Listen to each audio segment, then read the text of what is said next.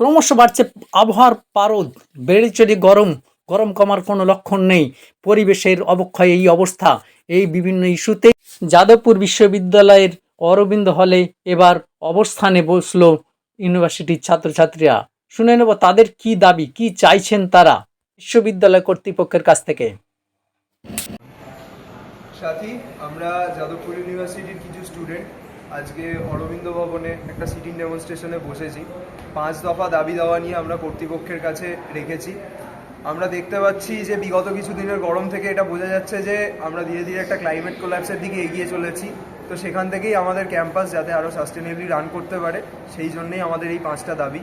তার মধ্যে রয়েছে রেন ওয়াটার হারভেস্টিং, তার মধ্যে রয়েছে সোলার প্যানেল নতুন করে ইনস্টলেশন বহু জায়গায়, রয়েছে ব্যাপক পরিমাণে নেটিভ গাছের স্পিসিস দিয়ে অ্যাফরেস্টেশন ক্যাম্পাসের বিভিন্ন জায়গায়, নতুন করে পুকুর খনন এবং নতুন ওয়াটার বডি খনন, এবং তার পাশাপাশি রয়েছে সিঙ্গেল ইউজ প্লাস্টিককে ক্যাম্পাসে ব্যান করা।